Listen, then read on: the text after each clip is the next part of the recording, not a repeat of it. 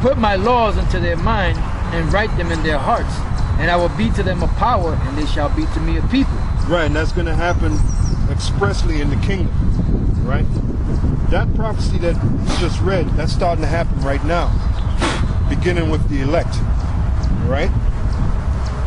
Go on. And they shall not teach every man his neighbor, and every man his brother, saying, Know the Lord. For all shall know me from the least to the greatest. Right, and that's in the kingdom, right? Go on. For I will be merciful to their unrighteousness, and their sins and their iniquities will I remember no more. And that he saith the new covenant, he hath made the first old. Now that which decayeth and waxeth old is ready to vanish away. Right, that's right. Now, let's go back to Deuteronomy 28.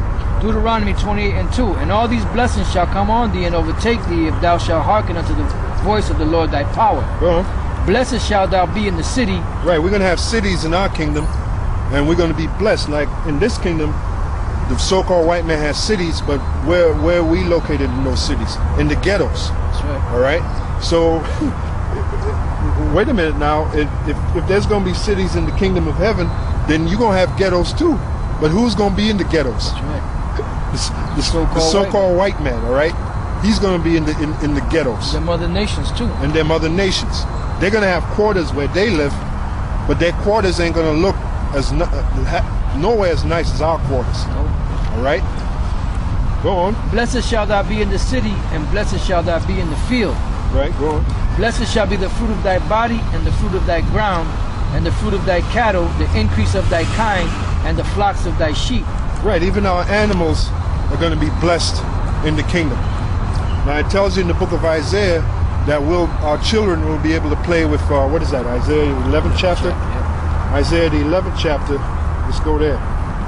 Because our children are going to be able to play with wild beasts and not get hurt.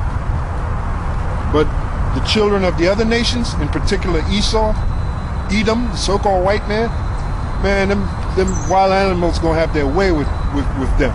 They're already getting a taste of it on this side. They get the taste of, right, exactly. That's why you have something called when animals attack. And it's always who? So-called white people getting attacked. Yep. All right?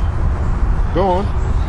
Isaiah 11:6. The wolf also shall dwell with the lamb, and the leopard shall lie down with the kid. Right, that kid is talking about an Israelite kid. Ain't talking about no fucking Edomite kid, right? What is it, the leopard?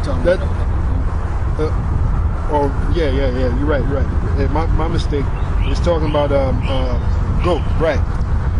Go on. And the calf and the young lion and the fatling together, and a little child shall lead them. Right, I got a little beside myself, because I imagine an Edomite kid getting ripped to pieces by a leopard, which is nothing wrong with that. All right. Your heart was meditating terror already. Yeah, I could actually see a leopard doing that leap. All right, and once he did that leap, that's it for the Edomite kid. But it's really talking about a goat. All right, let's read it again. Right, the wolf also shall dwell with the lamb. Right, the wolf shall dwell with the lamb, which that's not going to happen in this kingdom. Right. All right, why? Because the devil is ruling, the so-called white man. Go on. And the leopard shall lie down with the kid. Right, that's talking about a baby goat, because in reality, really, the leopard would tear that baby goat to pieces in this kingdom. But in our kingdom, everything is going to be in order. All right? Go on. And the calf, the young lion, and the fatling together. And the little child shall lead them. Right, and that little child now is talking about an Israelite child. That's right. It ain't talking about an Edomite child. It ain't talking about an Elamite child. They're going to get ripped to shreds. The Ammonite child. Yeah, Ammonite child, a Moabite child. No, like you said, they're going to get ripped to shreds. Right, go on. And the cow and the bear shall feed. And the cow and the bear shall feed. Go on. Their young ones shall lie down together, and the lion shall eat straw like the ox. And the suckling child shall play Again, that's an Israelite child. That's right. I got to keep stressing that. And the suckling child, go on. And the suckling child shall play on the hole of the asp. What is an asp? A deadly snake. All right, go on. And the weaned child shall put his hand on the cockatrice den. Right, the cockatrice den is a bunch of snakes. All right? So for that, and you know what that shows? Snakes. Poisonous snakes. You know what that shows? Our Israelite children are going to have spiritual power. That's right. For you to be able to play with snakes, that means you got power. Yeah. All right? Yeah. That's what that means. So our little Israelite children in the kingdom, they're going to have power, man, spiritual power. And Elder Tahar been saying that, all right? You even say that the so-called black woman going to have spiritual power, which, you know, when I hear that, I'm like, ugh. But hey, that's what the scripture said. It says it didn't differentiate if it's a male child or a female child.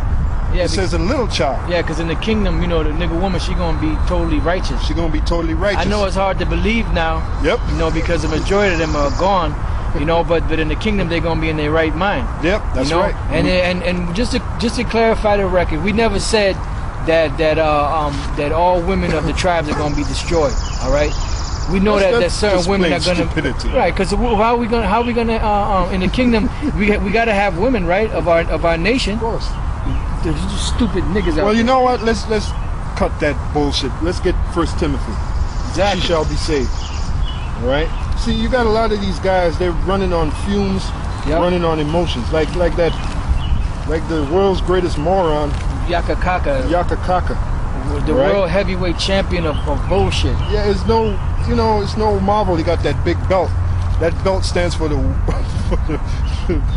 what is it? The WWF. Yeah, the WWF, or the reward of stupidity. Right.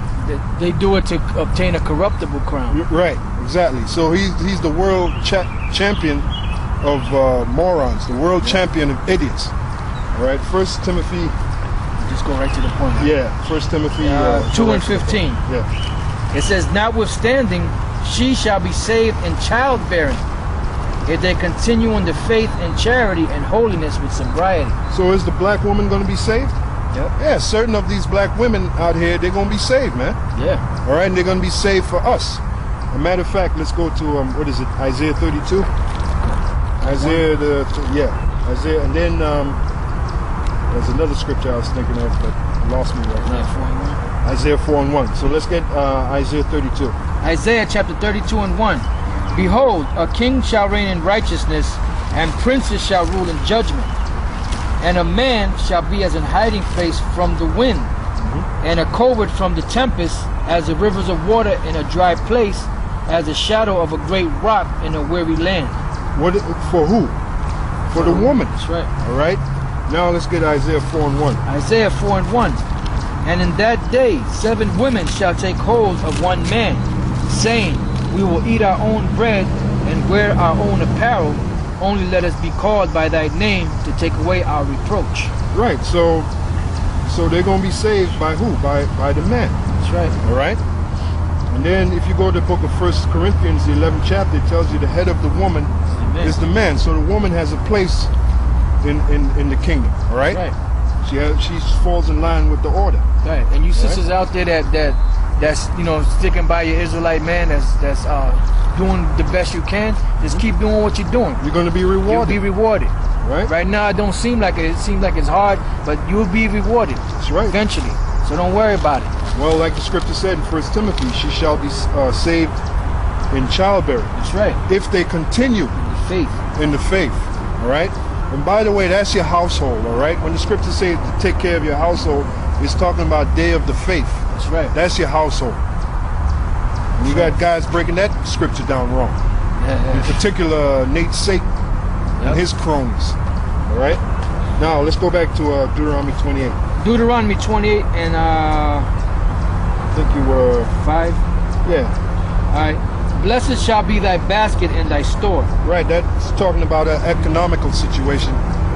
The Lord said He gonna give us gold, silver, which is real money anyway. We ain't gonna have no fucking Federal Reserve notes, all right? Paper. Like we have paper money, like we have in this kingdom, which, by the way, is an abomination in the sight of the Lord. Because the Lord said that you shall not have unjust weights and balances. That's right, that's right. That's in the law. That's found in the book of Leviticus 19 and what is it? I think it's 26 around there. Well, actually, I think it's 35. You want to talk about the so-called white man is righteous. There's nothing righteous about the so-called white man. Everything he does in his kingdom is wickedness. All right? Leviticus 19 and 36. Well, start at 35. Leviticus 19 and 35. You shall do no unrighteousness in judgment, in meat yard, in weight, or in measure. Just balances, just weights, a just ephah, and a just hin shall you have. Right, and those Federal Reserve notes are not just weights. Why you think their buying power fluctuates? Right, goes up and down. Right, go on. It says, I am the Lord your power, which brought you out of the land of Egypt. And that's why they created it. They created it to be a fluctuating economy.